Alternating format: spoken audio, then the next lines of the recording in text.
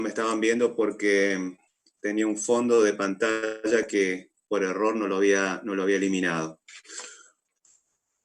¿Estamos bien? Estamos compartiendo el día de la fecha la clase referida a el práctico número 3. Vamos a desarrollar el práctico que tienen que tener a mano como para seguirme. Esto es una clase práctica y va a ser un poco más extraña, digamos, porque no va a haber interacción, no los voy a ver, y vamos a tratar de intentar explicarles todo lo referido a exenciones. Un minuto, por favor.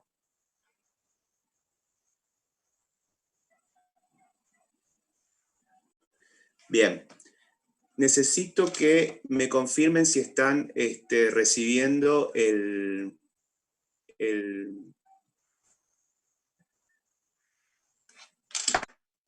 están compartiendo la pantalla referida a el PowerPoint. ¿Puede ser, por favor?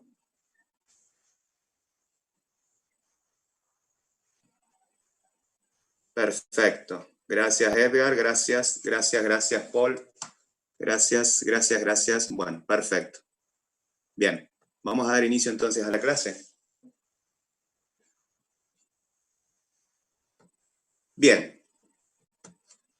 ¿Cuál es la idea del práctico? El práctico del día de la fecha tiene por finalidad desarrollar, les decía, todo lo referido a exenciones que ustedes vieron en la bolilla correspondiente con el contador Caravén la semana pasada. Este va a ser un práctico netamente teórico, al igual que los desarrollados para nacimiento, derecho imponible y objeto, que los dieron el contador Cassini y el contador Granada en su momento. Va a tener la misma metodología. Lamentablemente todavía no vamos a poder hacer cálculos, porque la idea ¿cuál es? Que cuando terminemos el práctico, ustedes puedan saber ubicarse en la normativa. Para aquellos que están cursando por primera vez, el problema siempre se plantea con que tengo que tener la normativa a mano, la ley y el decreto reglamentario, para una vez que haya estudiado, obviamente, lo referido al contenido del práctico de hoy, puedan aplicarlo y puedan manejarse y puedan ir y venir sin ningún problema dentro del articulado. Tema de hoy, exenciones. Yo lo que hice fue desarrollarlo, como es teórico, extraje, digamos, por eso les pido que por favor hagan la lectura en papel o en la pantalla que ustedes tienen del práctico, que lo vayan marcando en tal caso, porque esa es la mejor manera de ir estudiando esto, agregando cosas que por ello pueda decir, pero yo lo que hice fue extractar del práctico que ustedes tienen en el aula virtual cada uno de los puntos. Concretamente, lo que vamos a utilizar como material de respaldo en el artículo referido a la ley, que los invito a que lo busquen, se ubiquen en el título segundo, exenciones, que como escucharon ustedes en la clase teórica es bastante larga, lo vamos a relacionar con otra cosa, con el decreto reglamentario, concretamente con el articulado que a continuación vamos a ir explicando. A ver un segundo.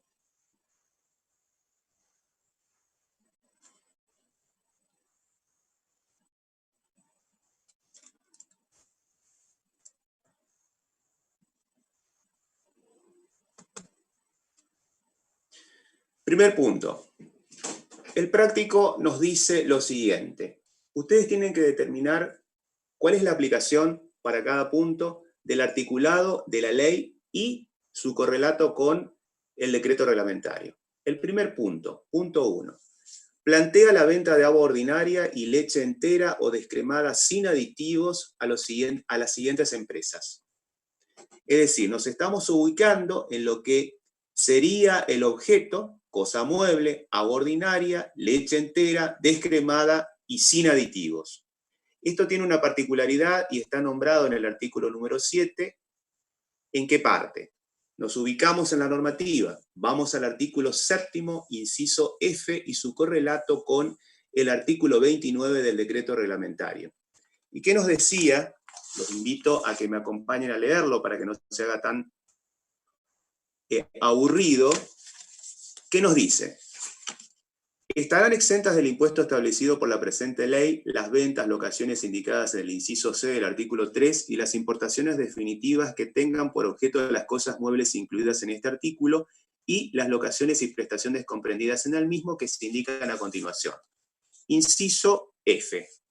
El agua ordinaria natural, la leche fluida o en polvo, entera o descremada, sin aditivos, cuando el comprador sea un consumidor final. El Estado en cualquiera de sus formas, los organismos centralizados y descentralizados de su dependencia, los comedores escolares o universitarios, obras sociales o entidades comprendidas en los incisos del artículo 20 E, F, G y M del impuesto a las ganancias y sus modificaciones, y punto. Eso es en lo que se refiere a este punto vamos a utilizar del F para ubicarnos en qué. Recuerden siempre, para no equivocarse, cuando hablamos de exenciones de tipo objetiva y de tipo subjetiva. Hay una infinidad de conceptos que el legislador ha tratado de darle por la actividad, por el tipo de producto, por el tipo de servicio, por el tipo de locación, darle una exhibición del pago del impuesto. En el caso particular de venta de agua ordinaria y leche entera o descremada sin aditivo a las siguientes empresas que plantea el práctico, tiene que ver justamente con qué tratamiento le vamos a dar a esos productos, que siendo una exención objetiva, porque tiene que ver con el producto, lo que intenta es eximirlo del impuesto. ¿Pero para qué casos en particular? Para lo que taxativamente y en función a un análisis literal o a una interpretación literal de la normativa, tenemos que respetar. No es que nosotros vamos a asimilar a agua ordinaria cualquier cosa. Ya se les explicó en la parte teórica qué era la agua ordinaria, qué era la leche entera o descremada y cuál era el alcance de la exención cuando dieron la teoría. Ahora vamos a traerlo esto a la realidad, plantearlo en un práctico. Entonces, para esa situación, el práctico lo que pretende es que ustedes visualicen, por ejemplo, para el caso particular de esa venta destinada a una clínica que es la Clínica de la Trinidad, Sociedad Anónima. ¿Qué tratamiento tendría esa venta? ¿Estaría gravada? ¿Estaría exenta? Y la complementamos antes de resolver con el artículo número 29 del decreto reglamentario, que los invito a hacer la lectura correspondiente. ¿Qué les dice el decreto reglamentario?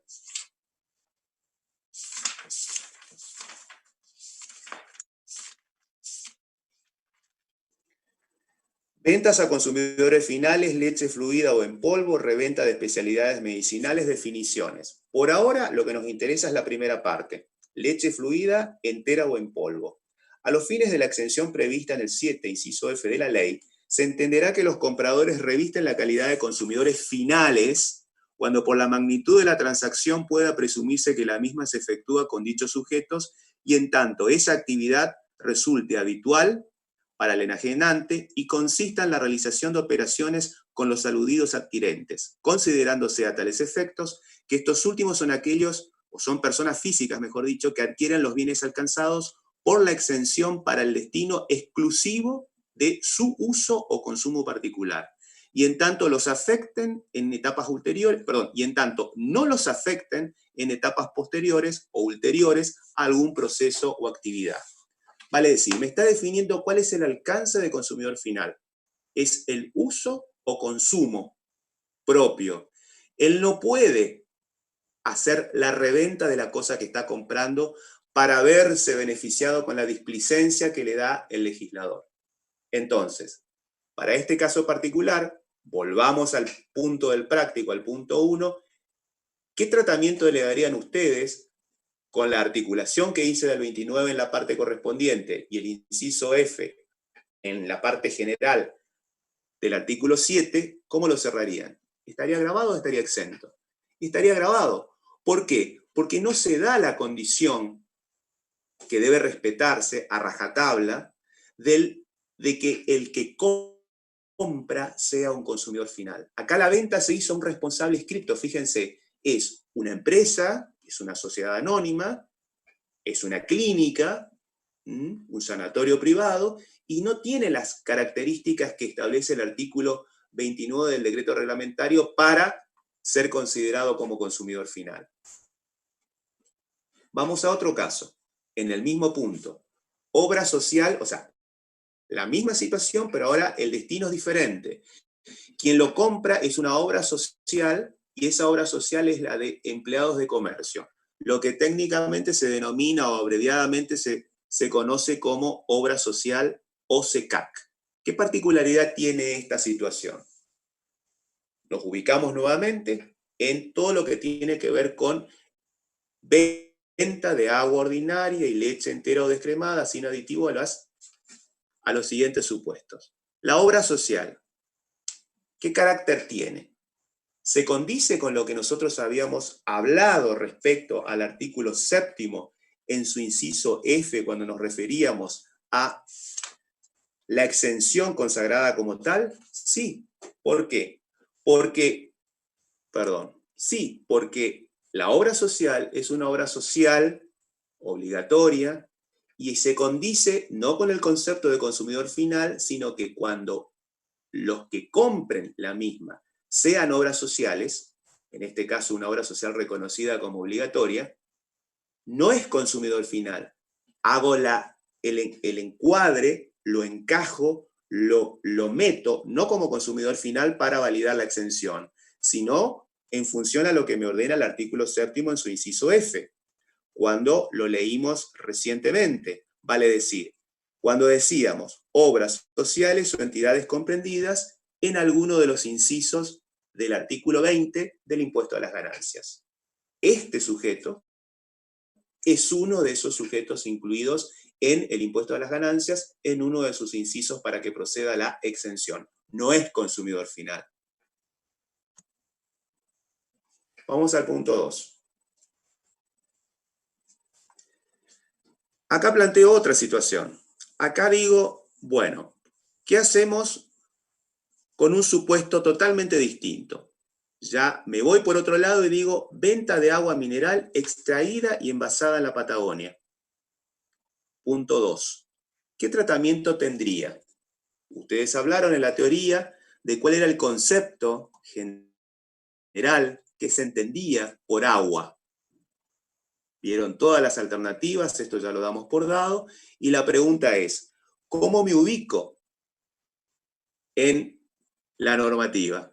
Voy a ir al artículo 7º, en su inciso F, y voy a tener su correlato con el artículo 29 del decreto reglamentario. ¿Y en qué parte establece o me encuadro? En la primera parte del artículo 7, inciso F, cuando me dice, el agua ordinaria natural, la leche fluida o en polvo, entera o descremada. Ahora bien, ¿qué se entiende por agua ordinaria natural? ¿Puedo decir que el agua mineral extraída y envasada en la Patagonia es agua ordinaria natural, de acuerdo a lo que vimos en la parte teórica? Vamos al decreto reglamentario para ver si nos puede dar una ayuda, a ver cómo lo puedo encajonar. El artículo 29,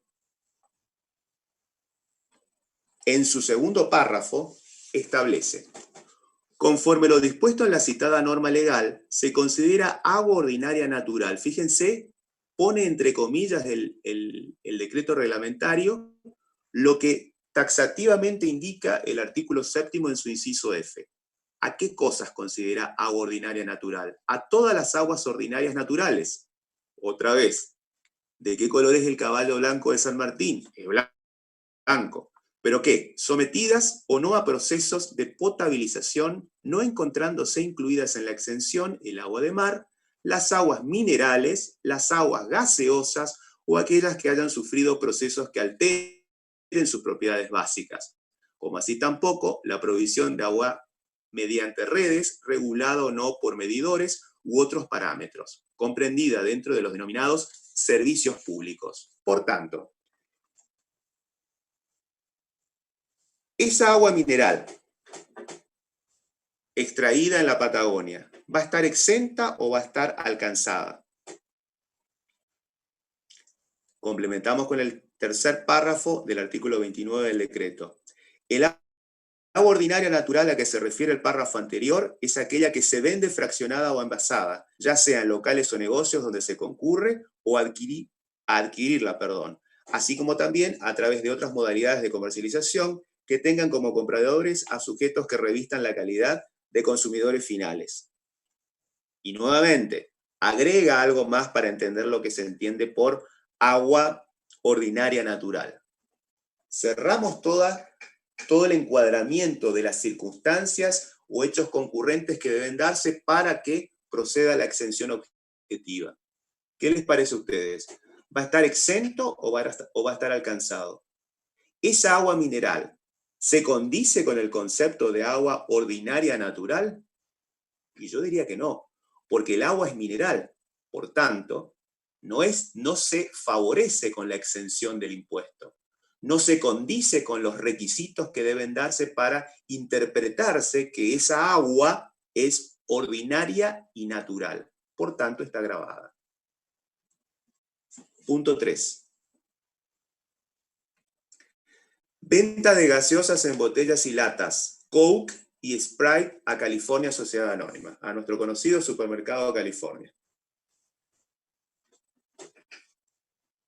Hacemos la ubicación en tiempo y espacio del articulado que vamos a trabajar. Nuevamente trabajamos con el artículo 29 del decreto reglamentario y el artículo 7º en su inciso F. ¿Qué les parece? Esta venta de gaseosas en botellas y latas, ¿se asimila a alguno de los conceptos que son considerados como exentos en el inciso F? ¿Es agua ordinaria? ¿Es leche fluida en cualquiera de sus formas? ¿Está siendo comprada por un consumidor final para ir incorporando, digamos, las condiciones para que proceda la exención?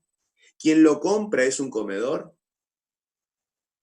Así lo tienen que ir desgranando. Y vamos al artículo 29 del decreto para terminar de cerrarlo, para tomar una decisión. Vamos al 29 nuevamente.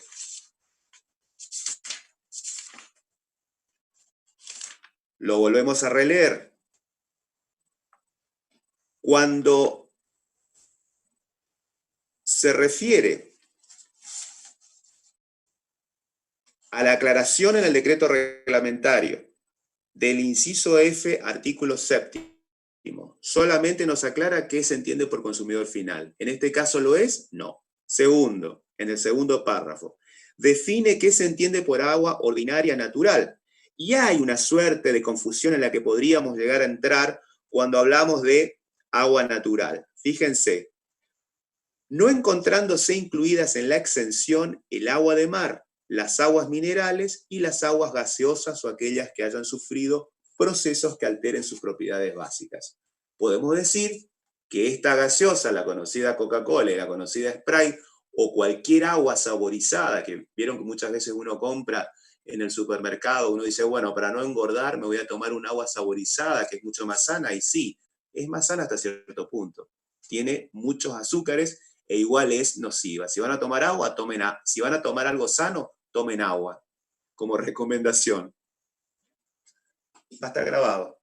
No se condice por el tipo de producto, por el tipo de cosa mueble que se está vendiendo, ni por el lado de que justamente no es un consumidor final el que lo compre, con la exención prevista en el 7º inciso F y su correlato con el 29 del decreto.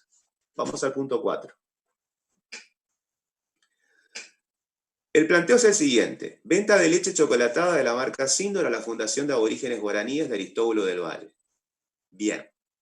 En este caso, esta leche se condice taxativamente en la interpretación que hay que hacer de la norma respecto a lo que el artículo 7º en su inciso F dice que tiene que darse para que la exención proceda. Y yo diría que no. ¿Por qué? Se trata de venta de leche, pero la leche está chocolatada. Es decir, ¿qué debo entender como tal? Y eso fue lo que nos faltó agregar del artículo 29 del decreto reglamentario. Recuerden, primer párrafo, segundo párrafo, tercer párrafo, cuarto párrafo. Asimismo, la leche fluida o en polvo, entera o descremada sin aditivos, y el pan común incluidos en la referida norma exentiva solo comprende a los productos definidos en determinados artículos del Código Alimentario. Y esas referencias útiles, para que ustedes lo puedan entender, vayan un poquito más abajo, dice Código Alimentario Argentino, define el concepto y características de cada uno de los artículos: leche entera pasteurizada, leche entera seleccionada, leche descremada, leche en polvo, leche desnatada y demás. No está en ninguno de los artículos en los que el Código Alimentario define cada tipo de leche. Esta leche chocolatada no se condice con lo que me exige la legislación para que proceda la exención. Por lo tanto, de la misma manera que en el punto anterior, el tratamiento va a ser igual, va a estar grabado, porque no se da ninguno de los requisitos para que proceda la exención objetiva. Vamos al punto 5. Venta de especialidades medicinales para uso humano. Primer caso. Yo lo que voy a hacer es intentar de que ustedes comprendan lo que en teoría vieron como cuál es el proceso, digamos, en que una especialidad medicinal termina vendiéndose al consumidor final en la farmacia. ¿Se acuerdan que el proceso era, vamos de atrás para adelante, va el consumidor final a la farmacia va al laboratorio, el laboratorio a la droguería, y puede darse el caso de que tenga que realizarse la importación de, como primera etapa, de esos productos que tienen la característica de ser especialidades medicinales, siempre con destino o uso humano. Entonces, si la venta de especialidades medicinales para uso humano que plantea el práctico es realizada por farmacias, vamos a decir que, conforme al artículo 7º en el inciso F, va a estar exento. ¿Y cuál es el fundamento? Yo no hice la lectura a propósito para no empezar a mezclar todo en lo referido a los puntos anteriores. Recuerdan ustedes, ¿qué era lo que estaba exento de acuerdo al artículo 7º en el inciso F, encuadrándolo? Vieron que decíamos todos los sujetos que están comprendidos por alguna de las exenciones del artículo 20 del impuesto a las ganancias. Pues bien, a continuación dice, las especialidades medicinales para uso humano cuando se trate de su reventa por droguerías, farmacias u otros establecimientos autorizados por el organismo competente, en tanto dichas especialidades hayan tributado el impuesto en la primera etapa o en la primera venta efectuada en el país por el importador, fabricante o por los respectivos locatarios en el caso de la fabricación por encargo. Por tanto, si la venta de un producto medicinal con destino a seres humanos lo hace una farmacia, la farmacia está autorizada por el organismo de control, que es el Ministerio de Salud Pública, y todas las cuestiones técnicas que hacen a la habilitación de la farmacia. Esa venta de la especialidad medicinal, siempre, no para uso veterinario, que eso sí está grabado, solo para uso humano, va a estar exento por el inciso F. Veamos si nos puede ayudar el artículo 29 del decreto reglamentario en algo como para poder terminar de fijar la cuestión.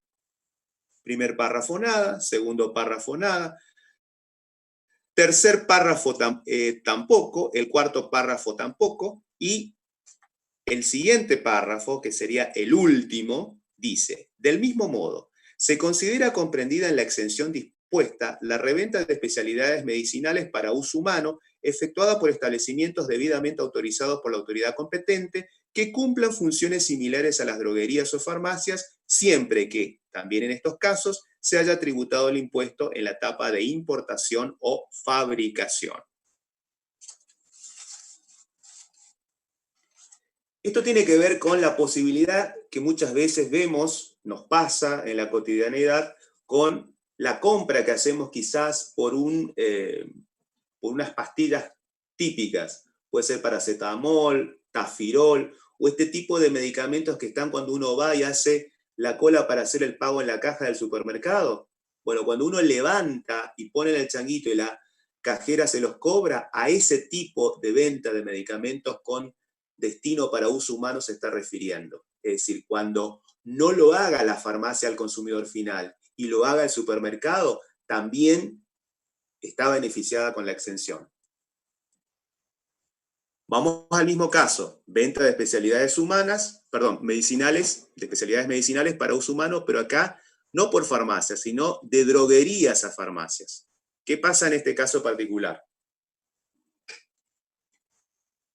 En ese proceso, que yo lo hice a la inversa, la venta está hecha de la droguería a la farmacia. ¿Qué les parece a ustedes? ¿Va a estar grabado o va a estar exento? ¿Se va a beneficiar con esa exhibición? Sí, va a estar exento por el artículo 7º, inciso F. Recuerden, ya lo habían visto en la teoría. ¿Cuál es el objetivo de esta exención particular? Crear o generar, ¿qué cosa? El menor precio posible para el consumidor final. Es una exhibición social o un beneficio social que adopta el legislador y que luego el Ejecutivo a través del decreto reglamentario intenta, después de un montón de discusiones y de dudas que se daban en el mundo fáctico, de aclarar que es consumidor final, qué pasa con el tema de que cuando la medicación con destino a uso humano no es realizada por farmacia, lo hace, por ejemplo, un supermercado y demás. Entonces, el beneficio que pretende el legislador y el Ejecutivo cuando reglamenta la cuestión es que el precio del medicamento sea el más bajo posible. Esa es la idea final. Vamos al otro caso. Lo mismo, venta de especialidades medicinales para uso humano, pero de laboratorios a droguerías. En ese proceso económico, hasta llegar al consumidor final, ¿qué pasa con la venta? En la cadena de lo que hace el laboratorio a la droguería. ¿Qué les parece a ustedes? ¿Va a estar grabado o va a estar exento? Con toda la lectura que hemos hecho del decreto y de la ley. Va a estar grabado. ¿Por qué? Porque en el proceso económico no existe la condicionalidad establecida en el artículo 7º, inciso F, y la aclaración del decreto reglamentario en el 29. En ese proceso que vieron en teoría que parte del laboratorio a la droguería, de la droguería a la farmacia y de la farmacia al consumidor final. Para eso tenemos que recordar un poquito qué debe entenderse por especialidad medicinal para uso humano. La condición en este caso, antes de explicarlo, es de que se haya pagado en la primera etapa el impuesto propiamente dicho para que proceda la exención en las etapas siguientes. Y el primer sujeto que aparece en ese proceso secuencial, en ese proceso, digamos, no productivo, sino de continuidad en lo que es el laboratorio, lo que es la droguería, lo que es la farmacia, hasta llegar al consumidor final, quien produce la especialidad medicinal, ¿quién es? El laboratorio. Por eso está grabado.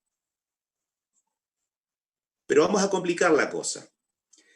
Supongamos que lo mismo, en el caso de venta de una especialidad medicinal para uso humano, la venta se haga de un laboratorio que está radicado en Estados Unidos a una droguería que está ubicada en la ciudad de Buenos Aires.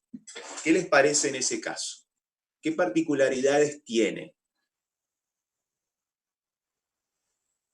El laboratorio tiene su domicilio en el exterior. La droguería es un responsable inscripto residente en el país.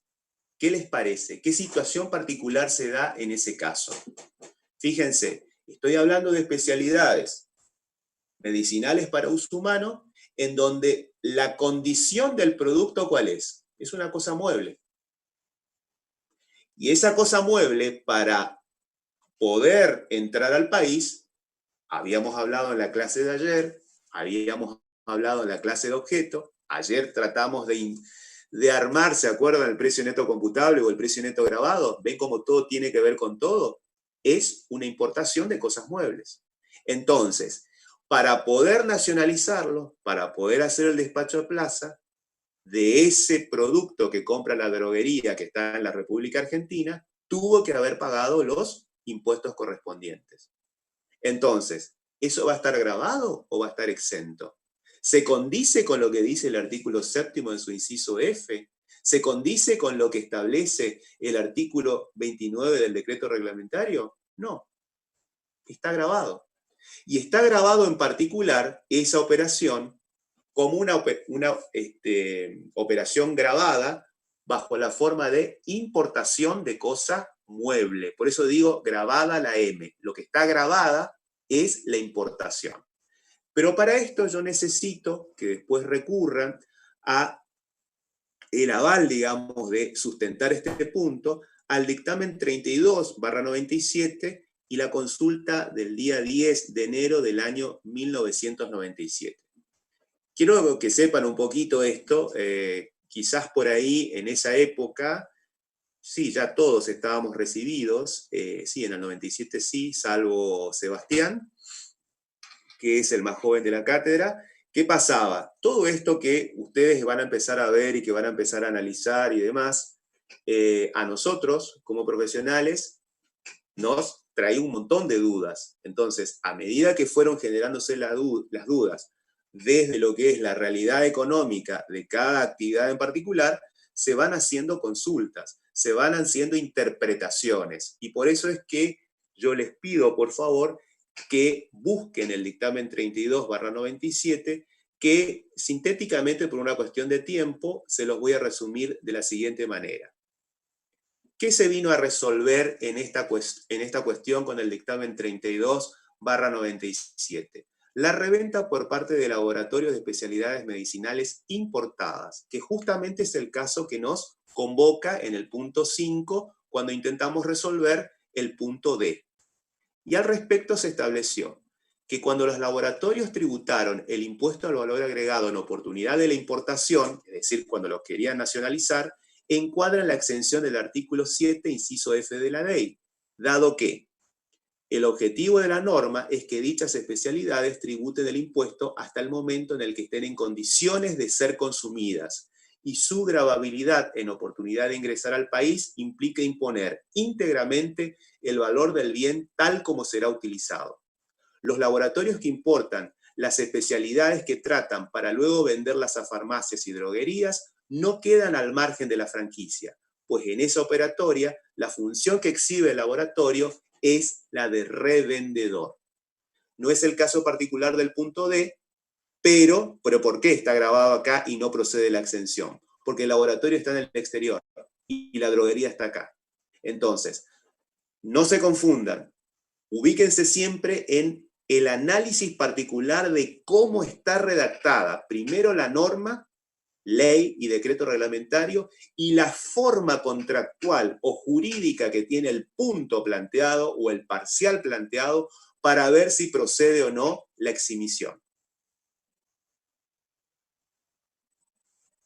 Punto 6. Seguimos en el mismo ámbito de lo que tiene que ver con especialidades farmacéuticas o especialidades medicinales con destino a uso humano. Es sabido, se sigue utilizando, lo conozco porque tengo un gran amigo que se dedica a hacer recetas magistrales, es farmacéutico, es muy conocido en la ciudad, a lo mejor alguno de ustedes lo conoce, no voy a dar el nombre, pero se imaginan quién es. Los farmacéuticos están habilitados a hacer recetas magistrales. Y entonces ahí viene el problema. ¿Qué pasa si se trata de la venta de una receta magistral realizada por la farmacia Santo Tomé, que es una empresa unipersonal? Un caso real, una farmacia chica de la ciudad de Posadas o de cualquier ciudad de donde ustedes vivan, que les hace un preparado particular para la piel, para el reuma, generalmente para las personas de la tercera edad, o un preparado magistral, quizás muchas veces se hacen, conozco gente conocida, conozco gente a los que se les hace preparados magistrales, por ejemplo, por cuestiones psiquiátricas, y eso está avalado por el médico psiquiatra, y es el farmacéutico el que sabe de su oficio quien lo debe preparar con esas cantidades, y bueno, uno va, se la pide, digamos, al farmacéutico, y sale del negocio con esa receta magistral preparada. Ahora, ¿esa receta magistral es un medicamento para uso humano? Sí lo es, pero ¿tiene los requisitos o la interpretación que debe hacerse de lo que es un medicamento medicinal para uso humano? No. Está grabada, no se condice con el concepto de la exención en su interpretación literal cuando el inciso F en su artículo 7 define medicamentos para uso humano. Para eso, por favor, agreguemos, cuando repasamos el tema, la instrucción número 1 del año 90 de la DGI. Sintéticamente, lo que es algo largo, lo que hace la instrucción número 1 es resolver lo siguiente. Atendiendo a consultas formuladas con relación al alcance que corresponde asignar en el impuesto, a la exención prevista por las operaciones de ventas a consumidores finales de especialidades humanas, medicinales para uso humano, perdón, se lleva conocimiento de las distintas áreas de este organismo que a los fines previstos en el inciso F del artículo 6, en aquel momento, ahora es 7 de la ley, y sus modificaciones, se considerará especialidad medicinal a todo medicamento designado con un nombre convencional, preparado con antelación y envasado uniformemente para su expendio, de composición cuali y cuantitativa definida, declarada y verificable, de forma farmacéutica estable y de acción terapéutica comprobable, que exigiendo para su elaboración instrumental especializada una manipulación técnica imposible de realizar en las oficinas farmacéuticas.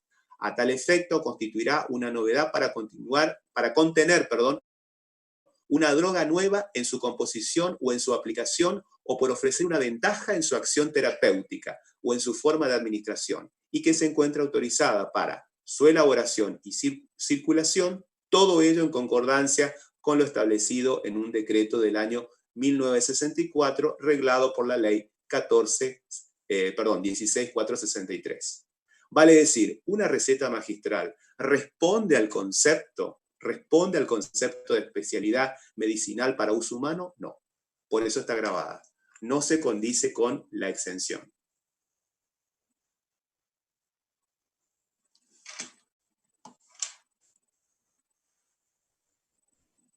Punto 7.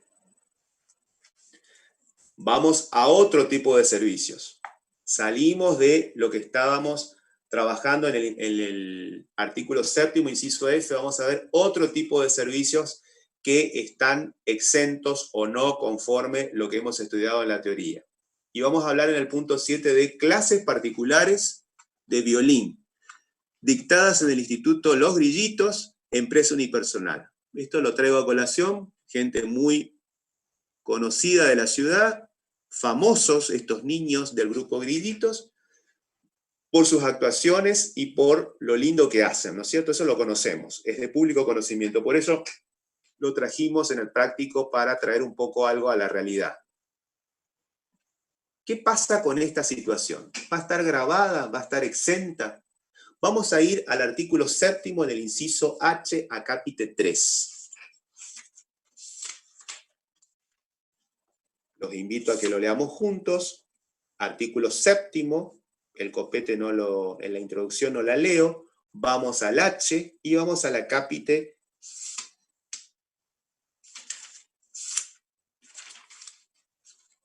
3. ¿Qué dice el H? Las prestaciones y locaciones comprendidas en el apartado 21, todo lo que era servicios en la generalización del inciso E, que se indican a continuación. A capítulo 3. ¿A qué prestaciones se está refiriendo?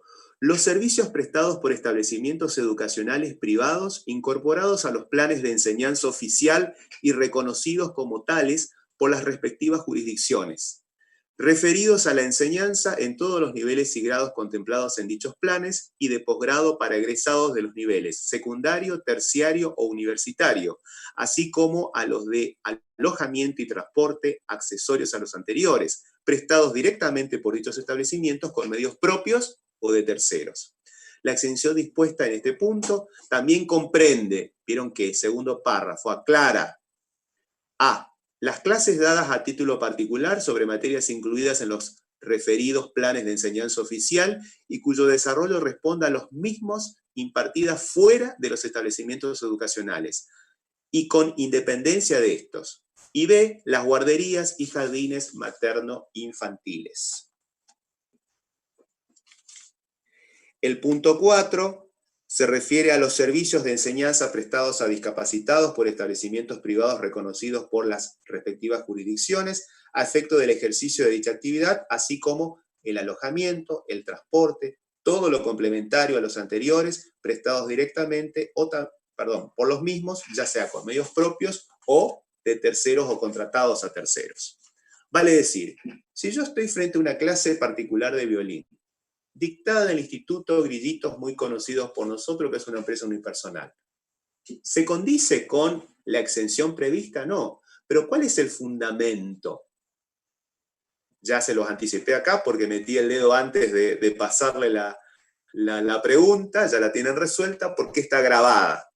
Porque no se condice con ninguna cuestión de programa oficial, programática o no, que esté habilitada por el Ministerio de Educación. Recuerden ustedes que hace muchos años la educación era nacional. Después se hizo toda una suerte de cambio de responsabilidad, inclusive en los planes oficiales, que cada provincia, en el marco de lo que es la escuela, el jardín de infantes o la cuestión preescolar, digamos, la escolaridad primaria, la escolaridad secundaria, la terciaria, la universitaria en la que están ustedes y la de posgrado que puede haber después si ustedes quieren seguir alguna especialidad, todo eso está regulado en el marco de una ley nacional.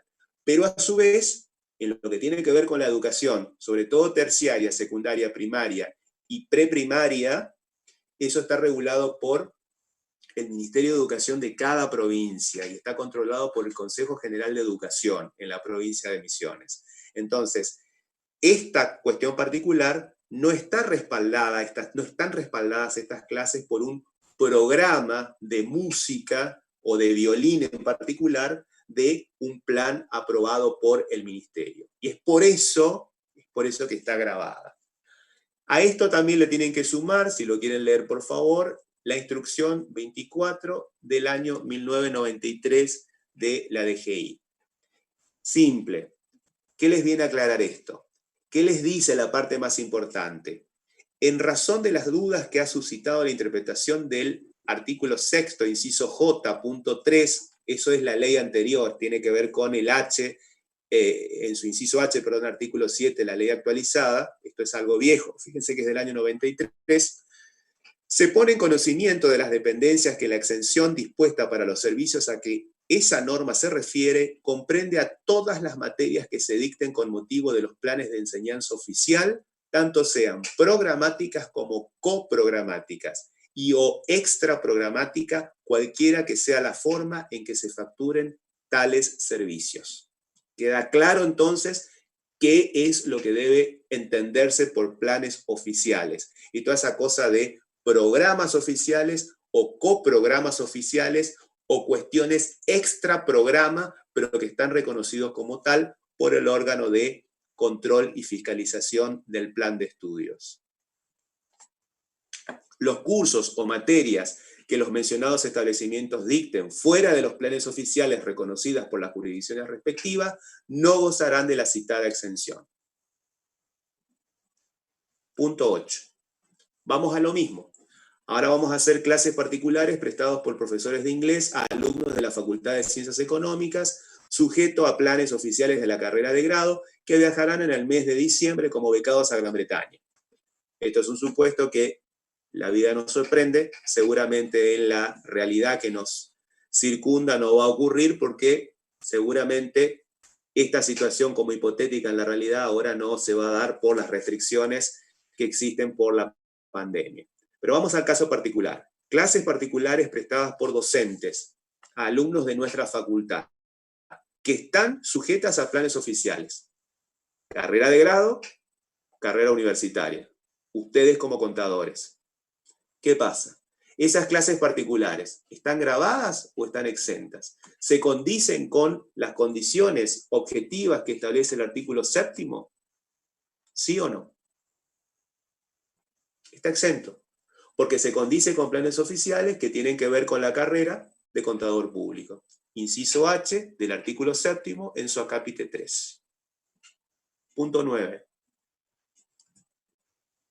Vamos ahora a lo mismo, o sea, estamos tratando de barrer todo lo que tiene que ver con la prestación de servicios educacionales, prestación de servicios en sus diferentes formas, en lo que nosotros entendemos que se puede dar en la vida real. Pueden haber muchos otros, por supuesto. En este caso, típico. Ustedes ya son profesionales y deciden ir a un curso sobre novedades fiscales en el área de impuestos nacionales dictado por el director de la editorial Repar durante el mes de abril en el Salón Auditorium del Consejo Profesional de Ciencias Económicas de la ciudad de Posadas. ¿Qué les parece? ¿Este curso sobre novedades fiscales se condice con algún plan oficial? Y a priori yo diría no. Pero ¿qué pasa? ¿Hay algo que me puede aclarar, de acuerdo a lo que vinimos haciendo hasta el momento, la ley y el decreto reglamentario? Cuando yo leí el artículo 7º en el inciso H, acápite 3, esta prestación de servicios, este curso de capacitación sobre novedades fiscales, ¿se condice con la exención? Recuérdenlo. No solamente eran planes oficiales, no solamente tenía que ver con todo aquello que programática o extraprogramáticamente esté aprobado. Esto está exento. ¿Por qué? Porque si me voy al inciso H del artículo 7º, en el acápite 6, voy a encontrar la respuesta.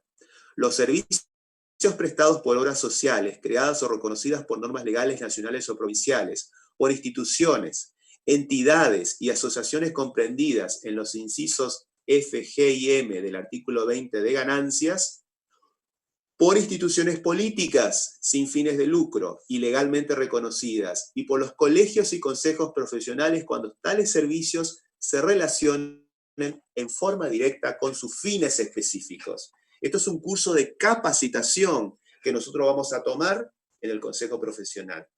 Lo vamos a hacer por streaming, no hay problema, lo hacemos como estamos haciendo ahora, digamos, nuestras clases virtuales.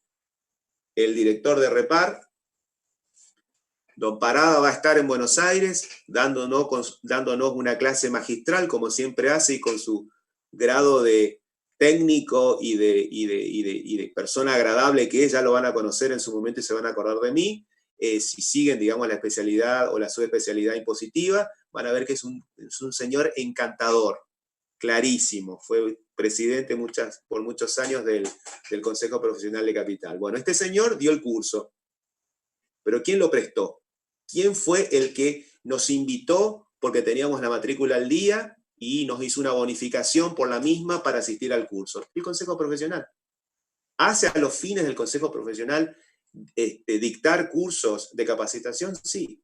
No se condice con planes oficiales, pero está contemplado en el acápite 6 del inciso H del artículo 7 de la ley.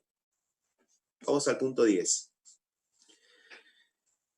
Vamos a hacer la misma situación. Vamos a hacer el supuesto de que se hace ese curso, pero, fíjense, se plantea la misma situación que el ítem 9, el anterior, pero prestado por un estudio contable.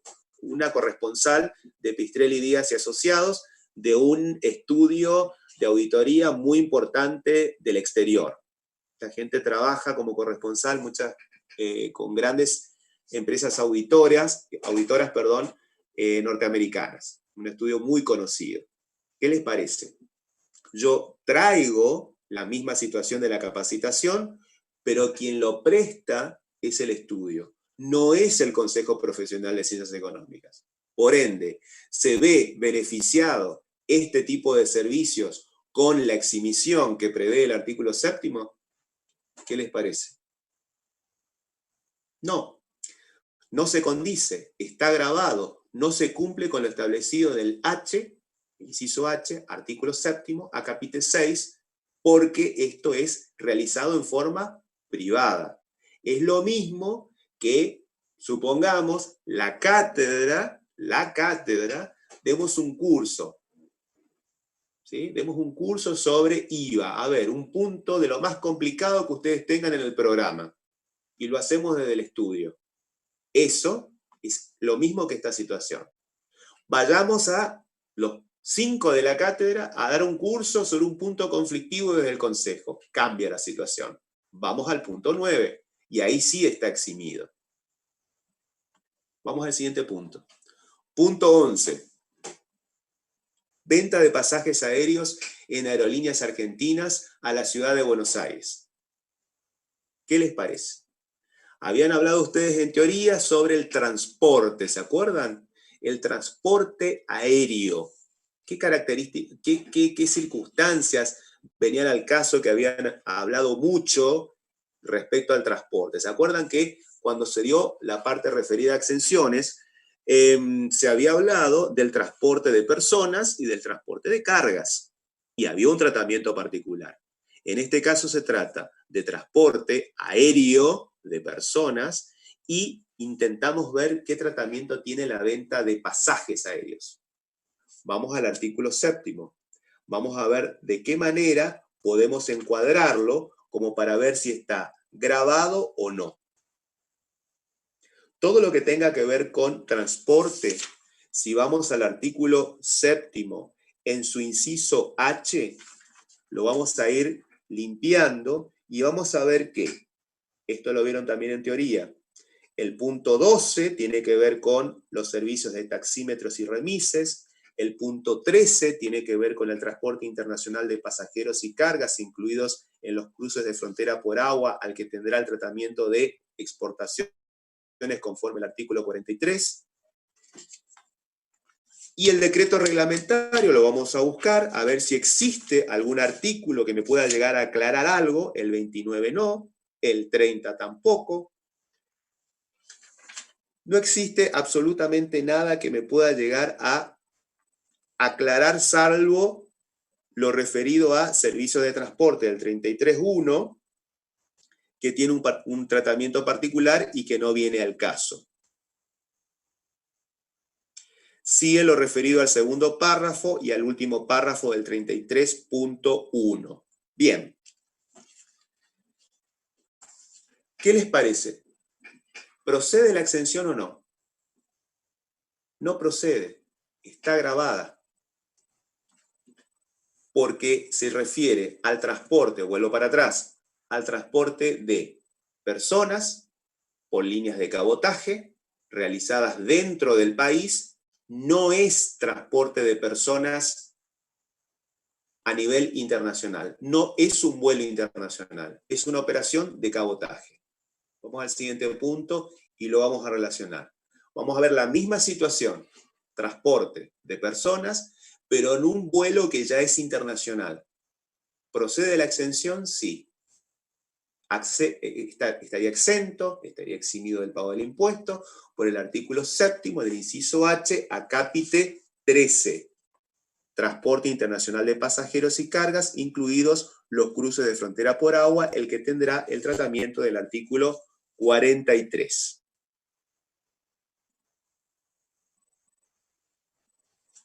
Bien.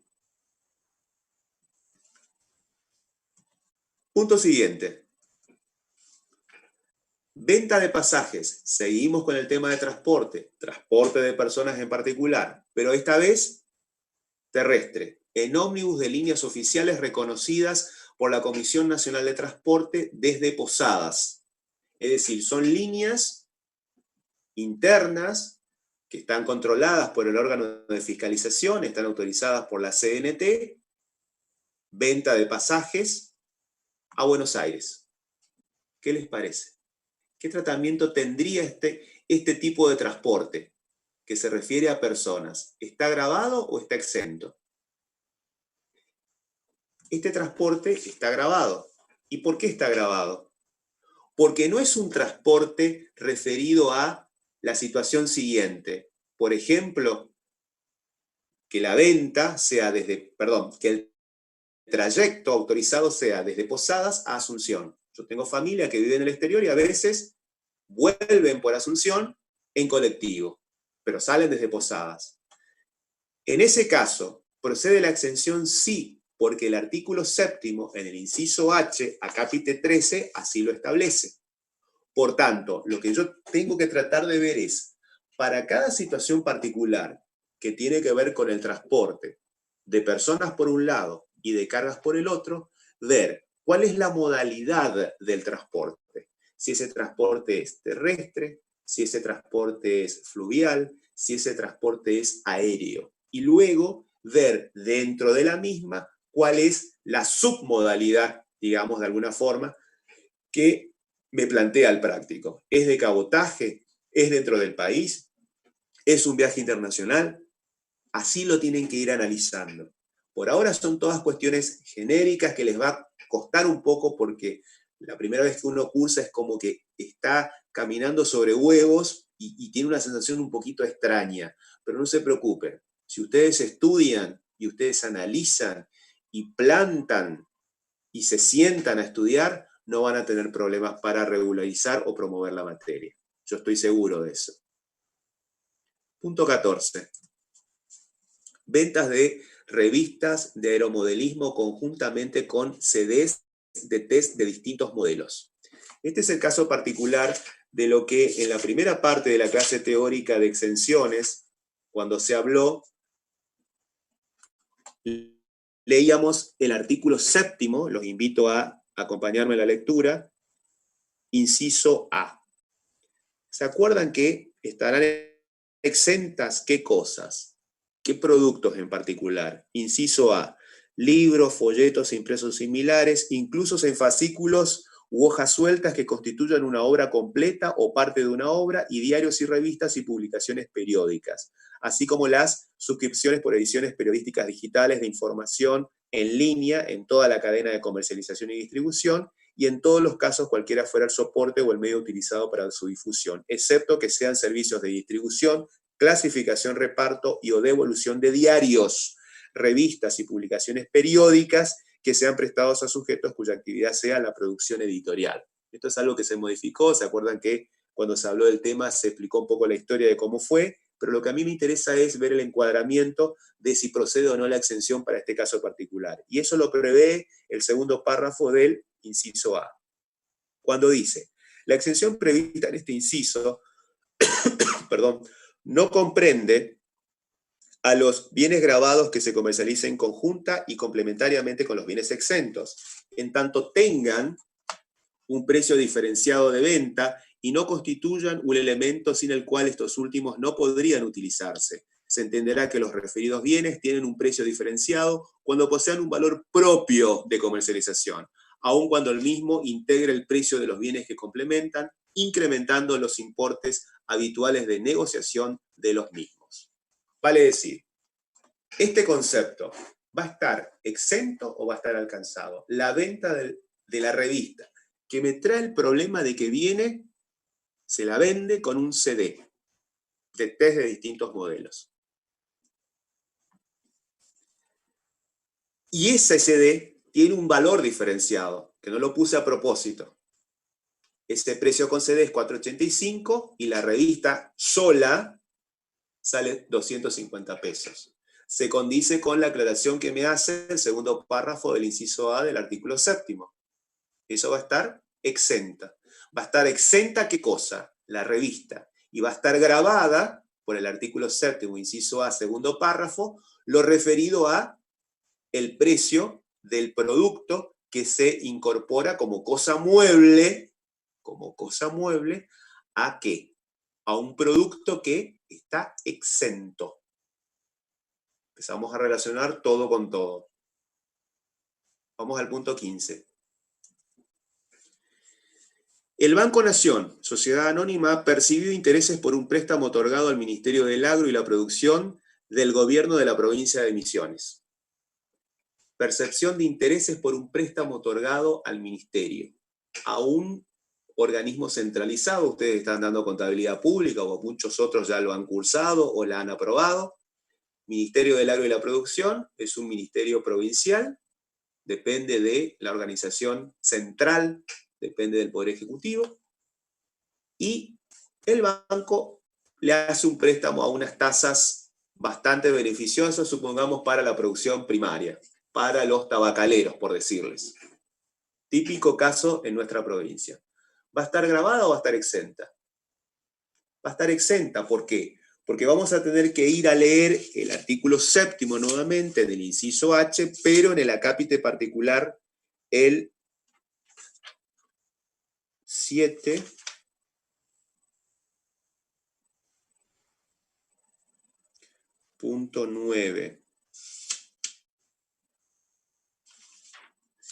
Y vamos a ir al artículo 37.1 del decreto reglamentario.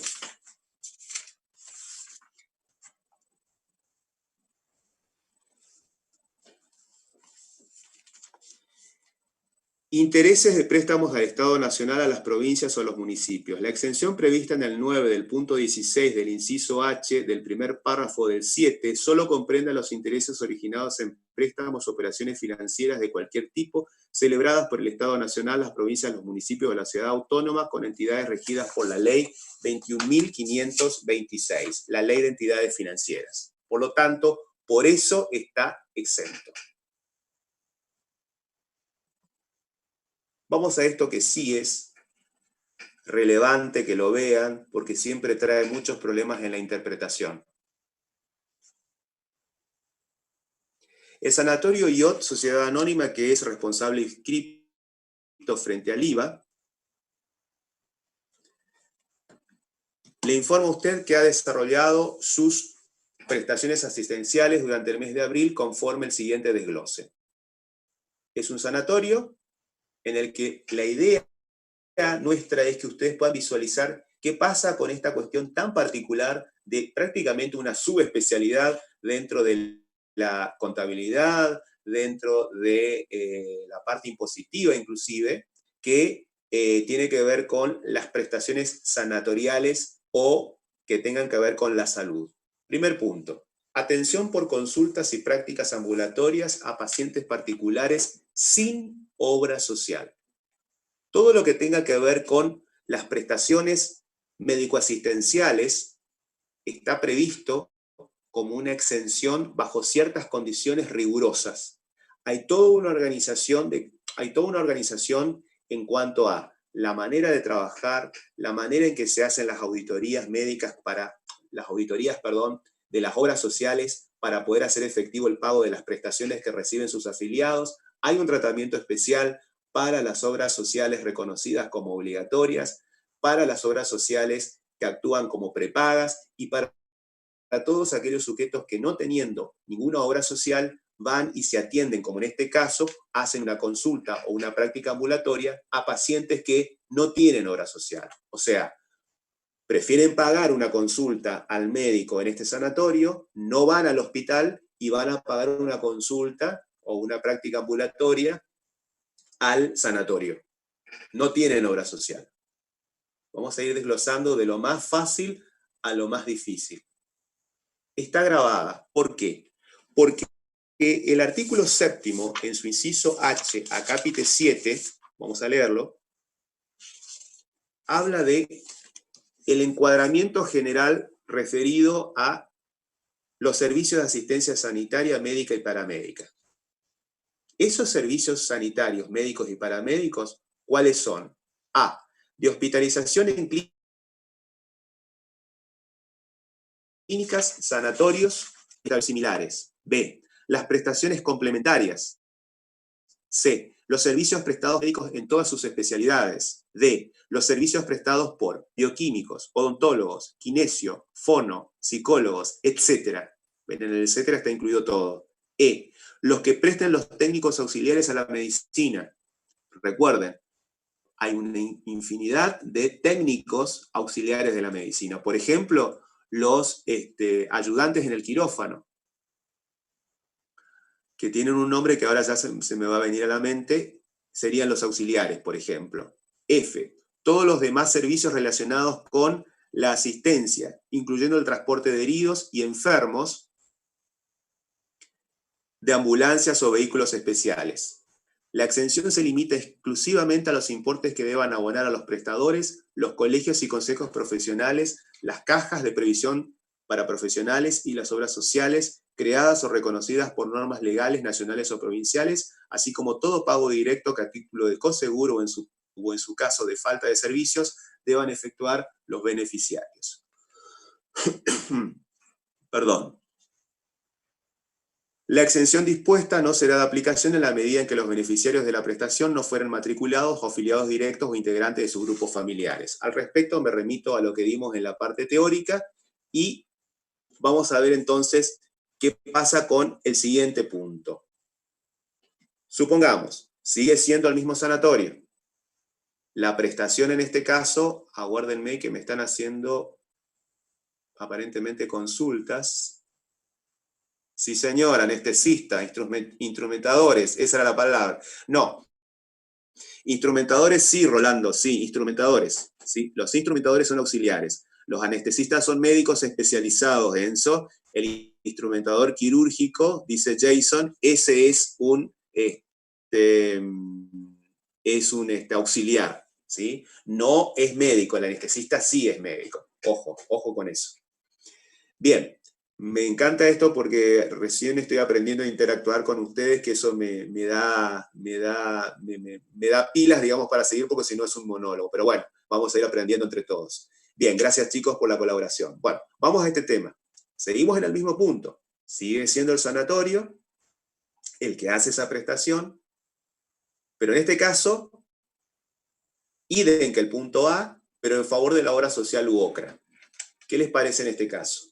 La prestación, de acuerdo a lo que vimos en la teoría, en la clase referida a exenciones, para que proceda la misma. Recuerdan que en todo ese proceso, en ese enmarañado de cosas que tienen que ver con la manera en que se organiza el sanatorio, la manera en que existen diferentes tipos de obras sociales, la manera en que se va a reconocer el pago de las prestaciones recibidas por los afiliados, de las obras sociales obligatorias, de las obras sociales prepagas y de aquel que no tiene obra social, como en el primer punto, es toda una subespecialidad dentro de la contabilidad para los contadores y para la elaboración de los estados contables, para lo que son las auditorías que se tienen que hacer en esos sanatorios para cerrar los balances, y también en lo que tiene que ver con la liquidación de impuestos. ¿Se acuerdan que cuando vieron teoría, el titular decía que el pobre médico tiene que ver, además de todas las preocupaciones que tiene, o el prestador, no vamos a hablar de los médicos solamente, el bioquímico, el kinesiólogo, el que está en la salud,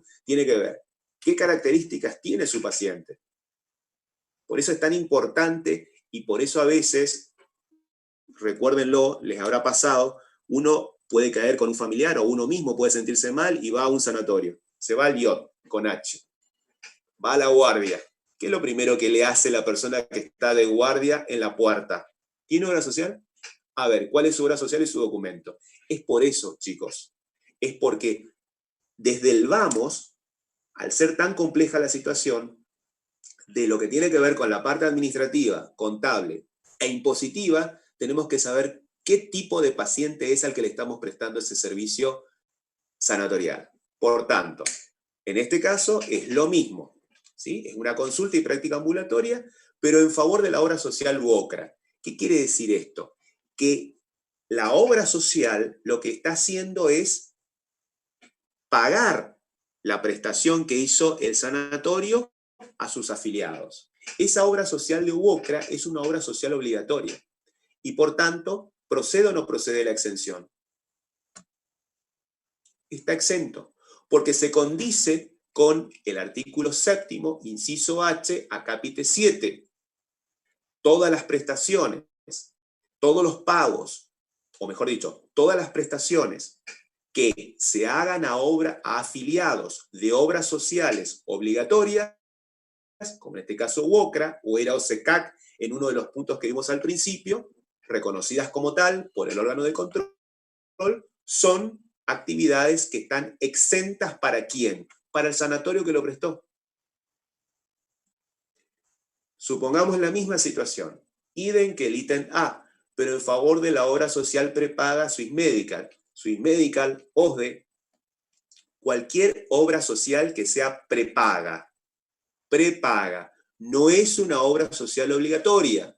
Cuando la prestación sea efectuada en favor de afiliados de obras sociales que no son obligatorias, sino son prepagas, recuerden que no es lo mismo una cosa que la otra.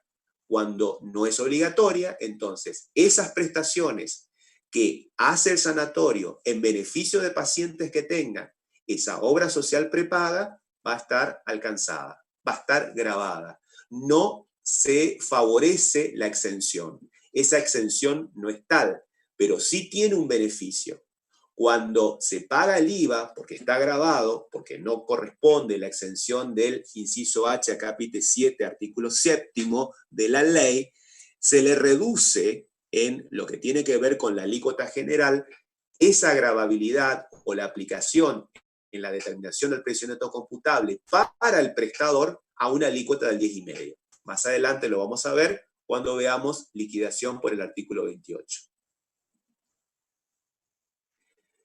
Y ahora viene el otro tema. ¿Qué pasa con los coseguros por falta de cobertura de la obra social del Instituto de Previsión Social? Típico de los empleados públicos de la provincia, de obras sociales que medianamente siendo obligatorias son buenas. ¿Qué pasa? Muchas veces el problema es financiero, es decir, hay una realidad en la provincia de Misiones, en particular el IPS, cobra a sus empleados de manera obligatoria la parte referida a obra social. Todos los meses los empleados públicos, ¿qué hacen? Reciben un descuento de sus recibos de haberes que les asegura una obra social, la del IPS, con todo lo que eso conlleva. ¿Cuál es la realidad financiera del organismo? Que los servicios muchas veces no se cumplen en tiempo y forma en cuanto a qué, en cuanto al pago. Y la mayoría de los profesionales médicos o vinculados con la salud no quieren trabajar con la obra social del IPS. Fíjense que la modalidad desde hace muchos años en los distintos rubros, llámense médicos, odontólogos, kinesios, todas las especialidades médicas, los mejores médicos, los mejores subespecialistas en cada rubro, ¿qué tienen? Tienen un cupo para los pacientes afiliados a IPS. Es decir, generalmente no son más de 20 en el mes. Por eso cuando uno quiere ir a un subespecialista de primer nivel, por un problema X, no viene al caso, tiene que esperar tanto tiempo siendo afiliado al IPS. Y eso genera toda una bronca. Pero ¿cuál es el origen?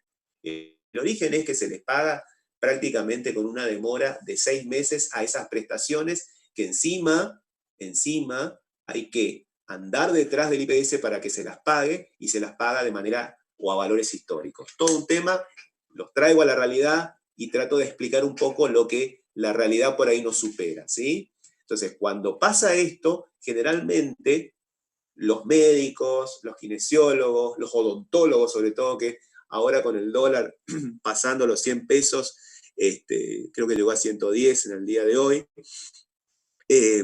no el oficial por supuesto, trabajan con materiales importados. Entonces, el odontólogo hace un trabajo X con productos importados hoy y lo va a cobrar dentro de 6 meses. Entonces, ¿qué hace? No quiero trabajar con IPS o no quiero trabajar con la obra social del FED, por decirle.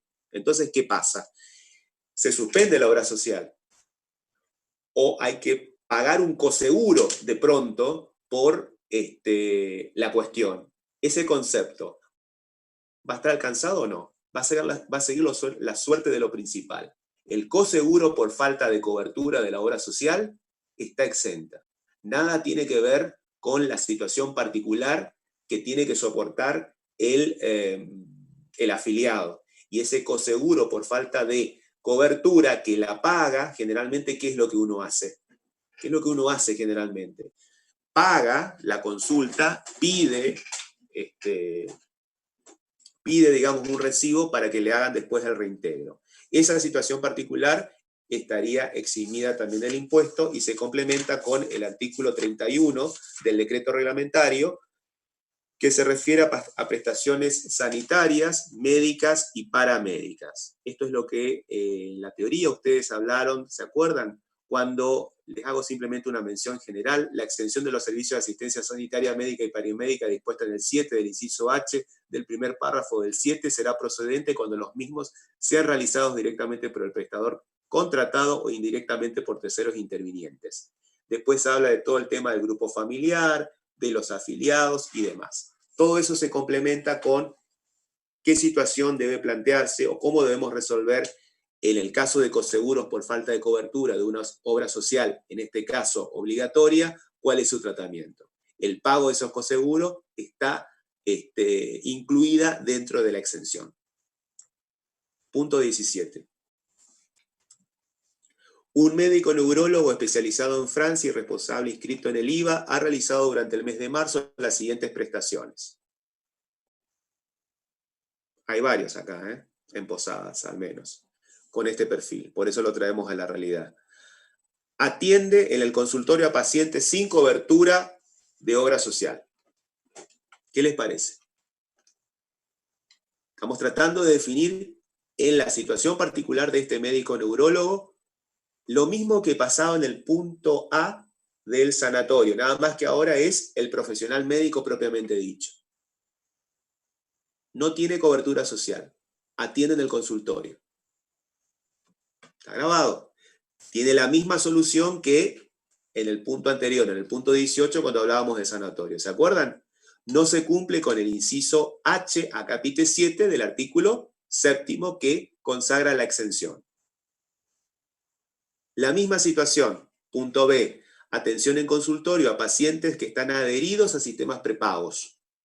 ¿Cuál es la idea? De que ustedes vean cómo resuelve el médico que tiene que ubicarse, digamos, fíjense lo que tiene que aprender el médico, que generalmente son bastante negados a la parte contable, impositiva o administrativa. Quien tiene que resolver esta cuestión es la pobre secretaria desde el punto de vista administrativo. Y es la que le va a pasar al contador. Ustedes van a ser contadores seguramente de médicos o de sanatorios, o van a trabajar como personal de la administración, y ustedes van a tener que resolver todas estas cuestiones. Realmente es una cosa muy engorrosa, apasionante, pero muy densa, porque el volumen de la documentación es infernal. ¿Qué pasa en este caso particular? Acá es lo mismo, pero a pacientes que están adheridos a sistemas prepagos, por ejemplo, Swiss Medical como el punto anterior.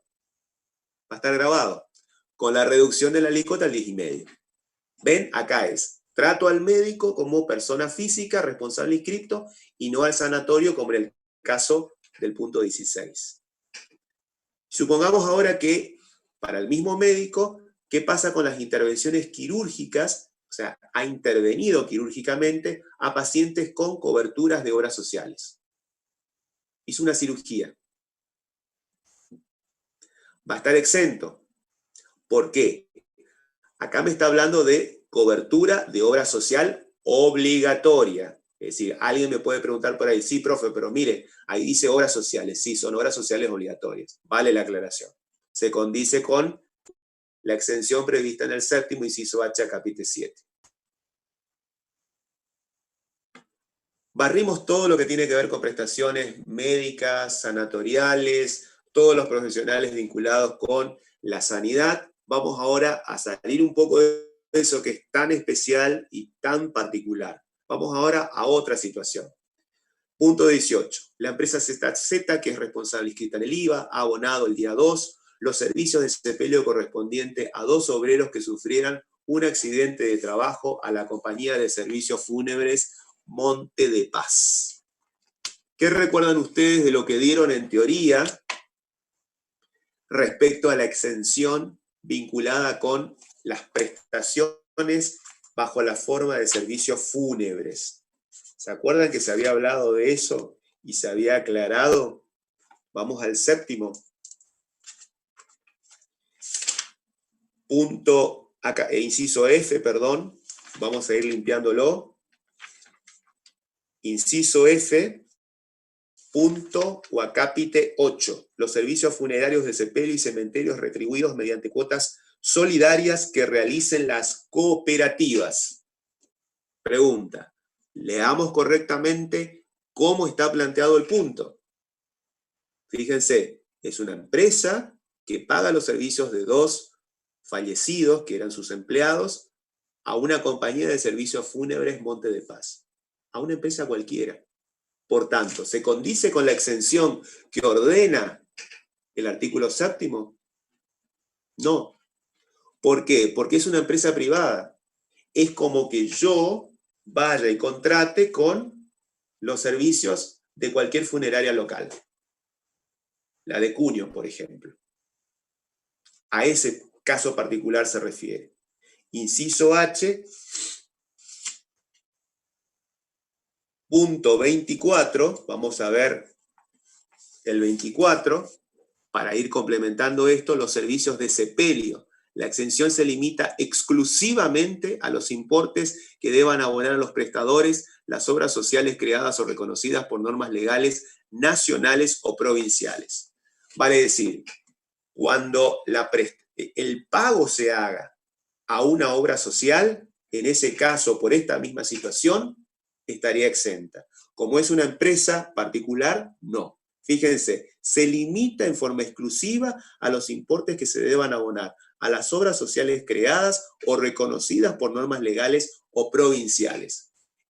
Puede pasar lo siguiente.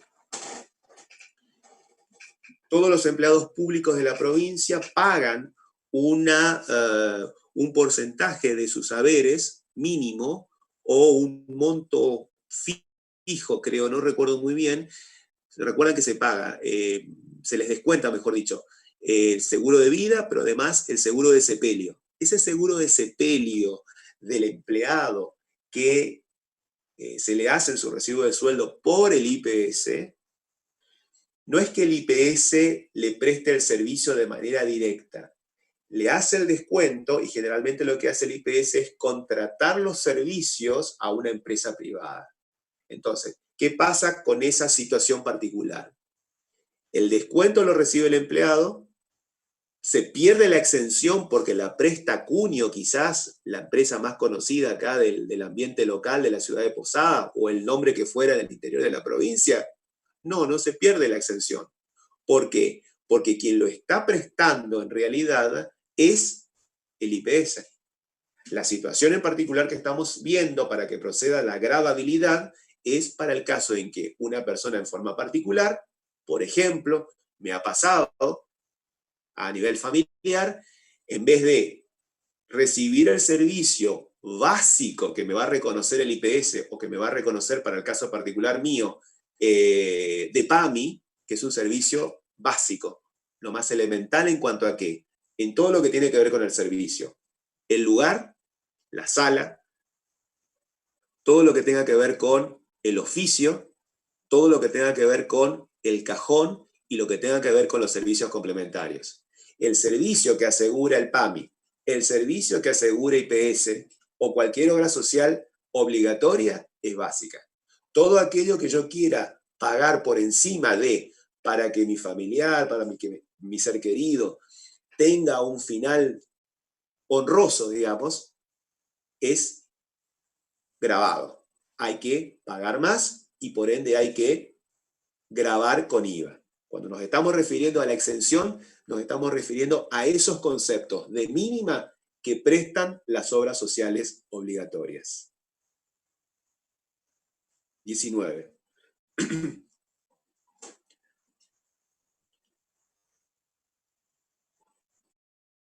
La empresa de remises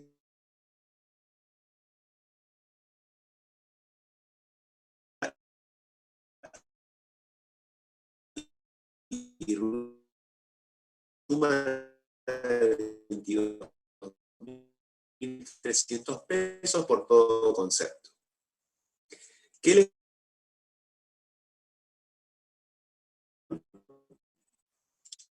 del artículo 7º? ¿En qué inciso y para qué tipo? ¿Se acuerdan?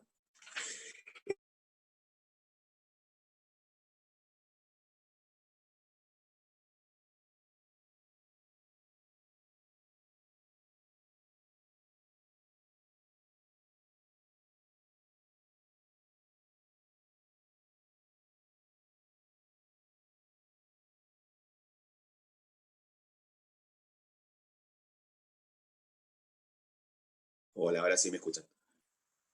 No sé quién es Luciano Muchnik. ¿Están siguiendo todos? Bien, el servicio que está exento o la exención se corresponde con lo que establece el artículo 12. Cuando dice los servicios de taxímetros y remises con chofer realizados en el país, siempre que el recorrido no supere los 100 kilómetros.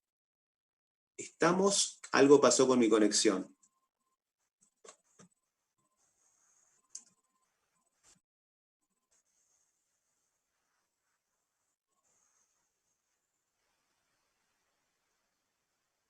¿Estamos? No se ve la filmina. Perfecto. No sé qué pasó, un tal Luciano Mushnik acá.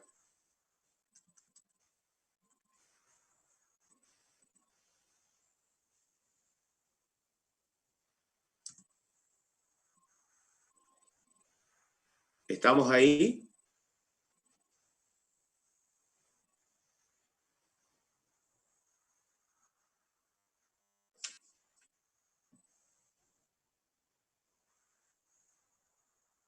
A ver, me están dando instrucciones remotas.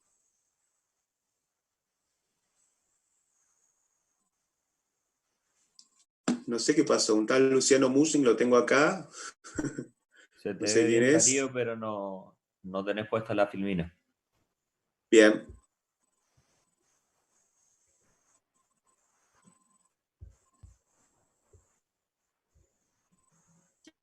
¿Estamos? Ahora Ahora sí. sí, perfecto. Seguimos. Retomamos.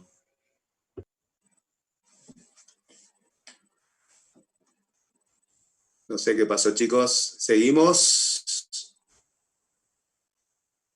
Sí, pero todavía no se ven las filminas, me dice Fernando. ¿No se ven?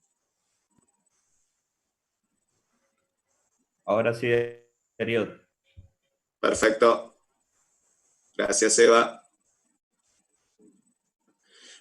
Bien. Ese servicio, aguárdenme un segundo que los quiero atender. Sí, profe, se ven. Gracias, Silvana. Sí, gracias, Miguel. Gracias, gracias, gracias. Gracias. Algo pasó, no sé qué fue, pero bueno, todo se soluciona. Bien, el servicio este es típico, viene un turista cualquiera desde afuera y quiere hacer el recorrido típico. Sale de Posada, se va a San Ignacio, se va a Wanda, va a Cataratas y vuelve. Ese servicio se condice con lo que establece el artículo 7, inciso H, en su punto 12. Son servicios de taxímetros y remises con chofer realizado en el país siempre que el recorrido no supere los 100 kilómetros. No, no se condice. ¿Por qué? Obviamente es por todo concepto, excede los 100 kilómetros y el beneficio de la exención queda eliminado.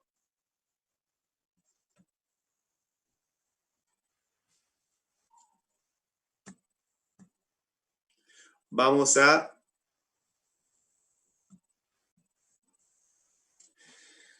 el último punto. La empresa XX, con cierre de sus estados contables al 31 de diciembre del año pasado, ha aprobado y decidido el pago de honorarios de sus directores en efectivo por 3.521.500 pesos a cada uno de los mismos. Vamos al inciso H, acápite 18 del artículo 7, y ahí les resuelve el punto. Las prestaciones inherentes a los cargos de director, síndicos y miembros de consejos de vigilancia de sociedades anónimas y cargos equivalentes de administradores y miembros de consejos de administración de otras sociedades, asociaciones y fundaciones y de cooperativas. Esa exención dispuesta será procedente siempre que se acredite la efectiva prestación del servicio y exista una razonable relación entre el honorario y la tarea desempeñada, en la medida en que la misma responda a los objetivos de la entidad y sea compatible con las prácticas y uso de mercado. Perdón. ¿Qué fue lo que dimos en teoría para traer acá?